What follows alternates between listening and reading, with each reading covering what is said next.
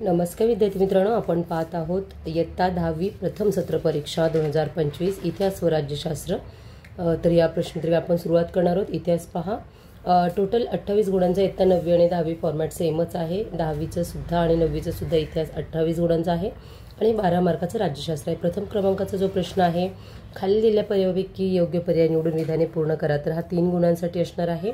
यासाठी 3 गाळ्या जागा दिल्या असतात, त्या कंपल्सरी असतात।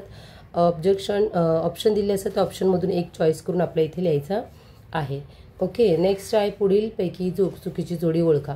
मी इयत्ता 9वीला सुद्धा सांगितलं आणि इयत्ता 10वीला सुद्धा आपण पुन्हा एकदा सांगतोय की प्रश्न नीट वाचत चला, कारण काही मुलं लगेच जोड्या लावतात आणि चुकीचं उत्तर पुढे करून पुढे चालत राहतात।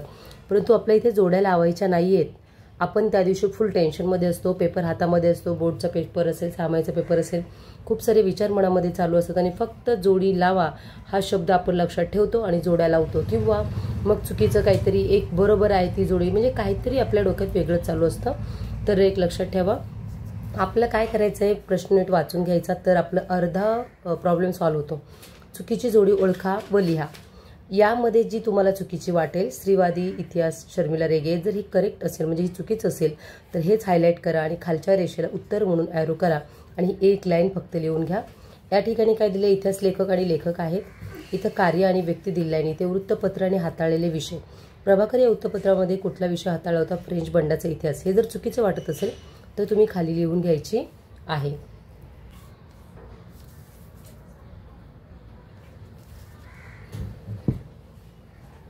तत्पूर्वी चॅनलवरती नवीन असाल तर चॅनलला सबस्क्राईब, शेअर आणि लाईक मात्र जरूर करा। व्हिडिओवरती चॅनलवरती नवीन आला असाल तर सबस्क्राईब करायला विसरू नका, म्हणजे तुम्हाला उद्याच्या व्हिडिओचं नोटिफिकेशन येत राहील। आणि अशाच नवीन चॅनलवरती आपण प्रश्नपत्रिका घेऊन येत असतो, अभ्यास घेऊन असतो, अभ्यासाच्या रिलेटेड स्वाध्याय असतो, प्रश्नपत्रिका असतात, एक्सप्लेन असतं। तर हे तुम्ही सर्व आपल्या चॅनलवरती प्लेलिस्टमध्ये जाऊन सर्च करून पाहू शकता। मागील काही वर्षाच्या प्रश्नपत्रिका तुम्हाला तिथे सुद्धा मिळतील। चला तर मग प्रत्यक्ष सुरुवात करूया। प्रश्न क्रमांक 3 दिलेल्या सूचनेनुसार कृती करा, कोणतेही 2। या तिन्हीपैकी कोणतेही 2 तुम्हाला सोडवायचे आहेत। हे 4 गुणांसाठी आहेत, म्हणजे 2-2। वृत्तपत्रासाठी इतिहासाचा उपयोग, अग्रलेख, आढावा, सर्व बॉक्सेस तुम्ही भरायचे आहेत। उत्तरं बरोबर आणि पेननेच बॉक्स आखून घ्या आणि या बॉक्सच्या मध्ये बरोबर अक्षर येईल अशा हिशोबाने तुम्ही लिहायचं आहे परफेक्ट, मग तुम्हाला आउट ऑफ गुण मिळतात। जागतिक वारसा स्थळाच्या यादीतील भारताची वास्तू। आता एका नवीन वास्तूची यामध्ये नोंद झालेली आहे, काय ते तुम्ही मला कमेंट्स, व्हिडिओच्या शेवटी कमेंट्समध्ये उत्तर सांगा की कोणत्या स्थळाची यादीमध्ये भारतीय वास्तू झालेली आहे। वेरूळ लेणी, कुतुब मिनार यांच्याशीच रिलेटेड एक आहे। हिंट पण देते, शिवाजी महाराजांनी बांधलेला एक किल्ला, याचं नाव इथे यादीमध्ये तयार आहे। तो कुठला आहे तुम्ही मला नंतर सांगा। जनरल नॉलेजसारखे प्रश्न आहेत, अपडेट राहा थोडेसे। तिसरा आहे सैनिकी चित्रपट, म्हणजेच काय भारतातील जागतिक सांस्कृतिक वारसास्थळ काय काय आहेत। मग सैनिकी चित्रपट आहे, प्रसिद्धीपट आहे, अजून काय आहेत ते लिहा। थोडक्यात टिपा लिहा। प्रसारमाध्यमांची आवश्यकता, टिपा। तर या विषयावरती आपण विदाऊट एनी स्टडी तुम्ही याचे खूप काही उत्तर देऊ शकता। मराठी चित्रशैली, राष्ट्रीय चित्रपट संग्रहालय, नॅशनल फिल्म ॲक्वाय हे सर्व लिहून घ्या। प्रश्न क्रमांक 3 पुढील विधानाचं कारण स्पष्ट करा। दूरदर्शन इतिहासांचे जवळचे नाते काय। मायलेक फुको यांच्या लेखक पद्धतीला ज्ञानाचे पुरातत्व म्हटलं जातं। तंत्रज्ञानाला इतिहासाचा अभ्यास करावा लागतो। तर अशा प्रकारे तुम्ही याची उत्तरे लिहायची आहेत। त्यानंतर सर्वात शेवटचा प्रश्न क्रमांक 4 आहे, पुढील परिचित काळजीपूर्वक वाचून खालील प्रश्नांची उत्तरे द्या। आकाशवाणी स्वातंत्र्यपूर्व कालखंडात 1924 मध्ये इंडियन ब्रॉडकास्टिंग कंपनी म्हणजे IBC या नावाने दर दिवशी कार्यक्रमाचे प्रसारण करण्यास एक खाजगी रेडिओ केंद्र सुरू केले। नंतर ब्रिटिश सरकारने याच कंपनीचे इंडियन स्टेट ब्रॉडकास्टिंग सर्व्हिसेस म्हणजे ISBS असे नामकरण करण्यात आले। 8 जून 1936 रोजी या कंपनीचे नामकरण ऑल इंडिया रेडिओ असे करण्यात आले। भारत स्वतंत्र झाल्यानंतर AIR म्हणजे भारत सरकारच्या माहिती व प्रसारण खात्याचा एक भाग झाले। शासकीय कार्यक्रम व उपकरणाची माहिती देणारे अधिकृत केंद्र सुरुवातीला स्वरूप होते।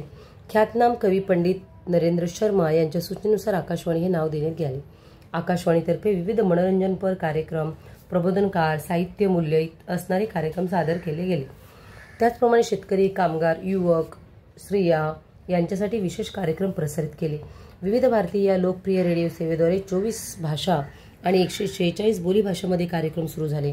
अलीकडच्या काळामध्ये खाजगी रेडिओ सेवा सुद्धा सुरू झाल्या आहेत, उदाहरणार्थ रेडिओ आणि मिर्ची। तर पहा, अशा प्रकारचा पॅराग्राफ आहे, हा वाचून तुम्हाला या प्रश्नांची उत्तर द्यायचे। म्हणजे हे तुमचे 4 मार्क जे असतात ते हातातले असतात। इथे तुम्हाला मार्क कोणी कट करू शकत नाही, म्हणून काळजीपूर्वक पॅसेज वाचायचे आणि बरोबर उत्तर द्या. आकाशवाणी कोणत्या खात्याअंतर्गत येते? तर आकाशवाणी ही भारताच्या माहिती व प्रसारण खात्याचा एक भाग आहे. या खात्याअंतर्गत येते माहिती व प्रसारण. IBCचे नामांकन काय झाले होते? IBCचे नामांतरण काय झाले होते? तर इंडियन स्टेट ब्रॉडकास्टिंग सर्व्हिसेस म्हणजेच ISBC असं झालं होतं. ऑलरेडी आपण आता पॅराग्राफ वाचले. विविध भारतीय किती भाषा व बोलीभाषेचे कार्यक्रम सादर होतात? याच ठिकाणी उत्तरे पहा. विविध भाषेमध्ये 24 भाषा आणि 146 बोलीभाषांमध्ये कार्यक्रम सुरू झाले होते. आकाशवाणी नाव कसे पडले? तर आकाशवाणी हे नाव ख्यातनाम कवी पंडित नरेंद्र शर्मा यांच्या सूचनेनुसार आकाशवाणी हे नाव ठेवण्यात आले. तर अशा प्रकारे 4 गुण तुम्हाला इझिली हातात आहेत ते मिळतात. आणि शेवटचा प्रश्न आहे last but not list question number 5. पुढील प्रश्नांची सविस्तर उत्तर द्या.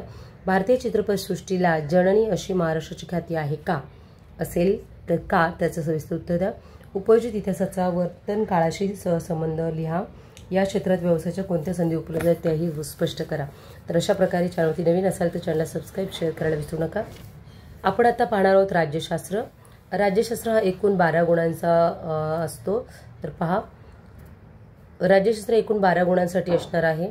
प्रश्न क्रमांक 6 आहे. दिलेल्या पर्यायापैकी योग्य पर्याय निवडून लिहा. इथे तुम्हाला 2 गाळ्या जागा असतात, दोन्ही तुम्ही लिहू शकता. त्यानंतर प्रश्न क्रमांक 7 आहे. पहा, पुढील विधाने चुकीबरोबर ते सहकार्यच लिहा. भारतीय लोकशाही जगातील सर्वात मोठी लोकशाही मानली जाते. बरोबर आहे. तर याचं उत्तर तुम्हाला स्पष्टीकरण सहित द्यायचं आहे. आघाडी शासनातून अस्थिरता निर्माण होते कारण का, तेही लिहा. निवडणूक आयोग निवडणुकीदरम्यान आचारसंहिता लागू करते. तर हेही उत्तर बरोबरच आहे.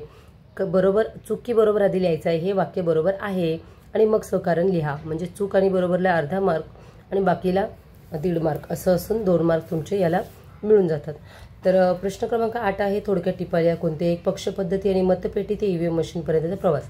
पहा, सुरुवातीला जुन्या लोकांना सर्वांना माहीत आहे, सुरुवातीला मतपेटीमध्ये चिठ्ठी टाकावी लागायची शिक्का मारून किंवा हाताने लिहून. परंतु आता EVM मशीन आहे, फक्त बटन प्रेस करायचे, लाल दिवा लागला की समजून जायचं आपलं वोटिंग झालेलं आहे. दिलेल्या सूचना क्रमांकानुसार कृती करा. कोणती? एक.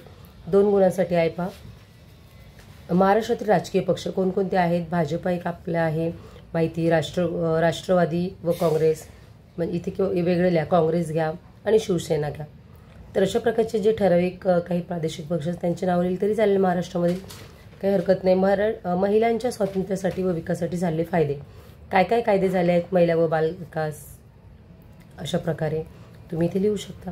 त्यानंतर प्रश्न क्रमांक 9 आहे. पुढील प्रश्नांची थोडक्यात उत्तर द्या. मतदाराचे वय 21 वरून 18 वर केल्यामुळे कोणते परिणाम झाले? त्याचे चांगले किंवा वाईट परिणाम जे असतील ते लिहून घ्या, तरी तुम्हाला मार्क्स मिळतील. राजकीय पक्षाची ठळक वैशिष्ट्ये स्पष्ट करा. हे तुम्हाला आता नागरिकशास्त्रामध्ये सर्व आहे. याचं पाठांतर करा, सबस्क्राईब करा, शेअर करा आणि जास्तीत जास्त मित्रांपर्यंत हा व्हिडिओ जरूर पोहोचवा. धन्यवाद. भेटूया उद्या व्हिडिओ.